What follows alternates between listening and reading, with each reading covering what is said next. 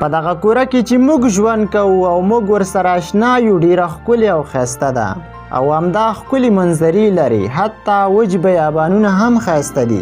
اما تاسې باید وګورئ چې ځمکه تل داسې شنه او ښایسته نه وي. 100,000 کاله مخکې ځمکه د یخ یو بال و چې فیلان یې سلطانان و. یو ځای هم داسې نه و پاتې چې هلته د یخ نه وي، چې دغه دوره د آیس ایج په نوم باندې یادېده، یعنې د یخ زمانه. ځمکه پیژندونکي دغه دوره چې د یخ د دورې په نوم باندې یادوي چې 100,000 کاله مخکې دوام کړی و. لاست ګلیشن مکزیمم چې په پښتو ژبه کې ورته د یخ کېدو آخري حد ویل کیږي، د ځمکې کوره د زیاتو تغییراتو وروسته رامنځته شوې. 1 میلیون کاله مخکې 10 ځلې په یخ تبدیله شوې، یعنی یوازې په شمالي او جنوبي قطب یخ نه بلکې په ټولو برخو کې یخ شتون درلوده. راځئ 4 میلیونه کاله مخکې دورې ته ځو چې یخ هیڅ په ځمکه شتون نه درلوده. حتی د ځمکې شمالي او جنوبي قطبونه هم وچ کلک او هیڅ یخ نه درلوده. په دغه وخت کې هیڅ یخ په ځمکه شتون نه درلوده. د سمندرونو سطحې 80 متره لوړې وې. د دې دورې راوروسته 200 کاله پس یخ شتون درلود، یعنی سمندرونه هم ټول د کنګل په شکل. ساینسپوهان دغه دوره د ځمکې د سنوبال په نوم باندې یادوي، یعنی د یخ بال. دغه یخ بال په شان د یو غونډاري. څه وخت ځمکه بیرته عادي حالات ته راغله، یو ورځ ګرمه یو ورځ یخه، بیا ټوله ځمکه د یخ د توپ په شان. څنګه دغه ټول بدلونونه په ځمکه کې رامنځته شول؟ څه د دې لامل شول چې ځمکه په دې حد ته ورسېده؟ اصلي دلیل د دې ټولو تغییراتو کاربن ډای اکساید و چې د ځمکې په مختلفو برخو کې په لوی غلظت سره شتون درلوده. آتشفشانونه، تیزابي بارانونه او د حیواناتو فوسیلونه. په تیرو دورو کې چې ژوند کوو په زیاته کچه کاربن ډای اکساید د تاثیر لاندې و. 1 میلیون کاله مخکې په زیاته کچه کاربن ډای اکساید په هوا کې شتون درلوده. دغه 1 میلیون کاله مخکې یخ په ځمکه کې کم او زیات شو او د دې په اساس ځمکه د لمر په شاوخوا په انتقالي حرکت لري او نږدې کېدله. کله چې یخ پر ځمکه شروع شو نو ځمکه د لمر په شاوخوا په لوړه درجه په خپل محور څرخېدله. کله چې یخ پر ځمکه پیل شو ورځ په ورځ د ډېرېدو په حال کې و، حتی تر دې چې دومره اوبه د مایع په شکل نه وي چې په سترګو مو لیدلی وي. دغه یخ حتی په اوړي کې هم لکه د ډبرو په شان پر ځمکه پروت و. کال په کال د ځمکې په سطحه یخ اضافه کېده، تر دې چې د ځمکې پر مخ یخ له وجې هیڅ یو ځای نه و پاتې. یو دلیل دا هم کېده چې یخ د ځمکې پر سر هیڅ نه ویلې کېده. د لمر وړانګې په سم ډول ځمکې ته نه رارسېدې. کله به چې د لمر وړانګې په دغه یخ په سطحو لګېدې نو بیرته به منعکس کېدلې او تودوخه په سم ډول په دغه یخ نه لګېده.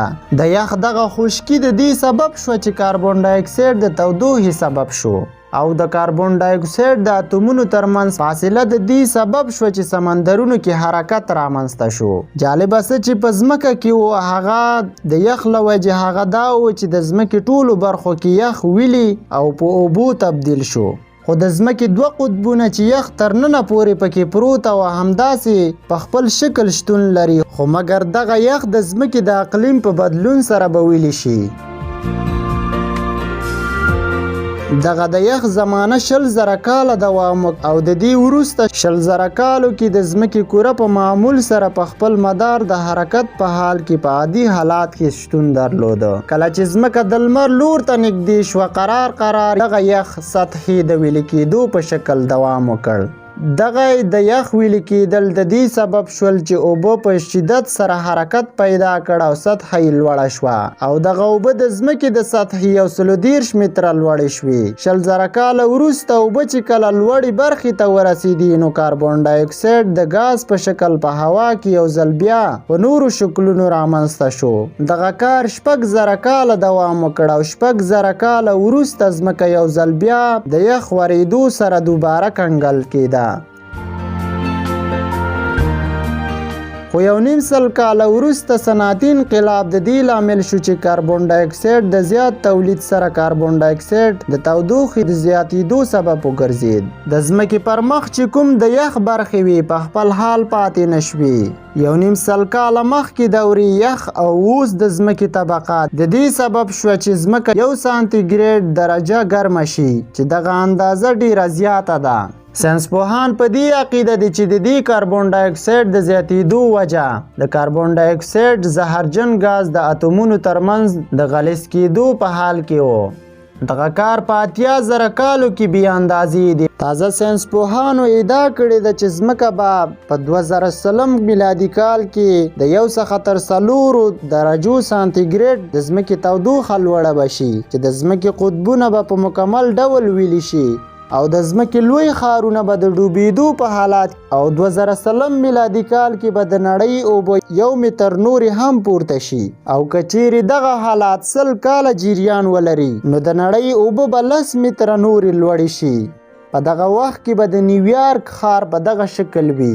فکر وکړئ دغه نقشه چې د نړۍ تاسې ګورئ په دغه نقشه کې د نړۍ ټول لوی ښارونه مشخص شوي چې د اوبو د زیاتېدو سره به ډوب شي. په همدې دلیل که چیرې دولتونه د کاربن ډای اکساید مخه ونه نیسي او د کاربن ډای اکساید زیات تولید نشي نو نړۍ د دې حالات څخه نجات ترلاسه کوي. په اوس وخت کې که چیرې موږ د نړۍ نقشې ته وګورو باید د یخ کېدو لوري ته لاړه شي نه د تودوخې آخري حد ته. په دغه وخت کې چې ځمکه د انسانانو د فعالیتونو د تاثیر لاندې نه فکر نه کیږي چې ځمکه د یو ځل بیا د کنګل لور ته وګرځي. خو که چیرې کاربن ډای اکساید مخه ونیول شي او په زیاته اندازه تولید نشي شاید ورځ په ورځ ځمکه د یخ لور ته وګرځي.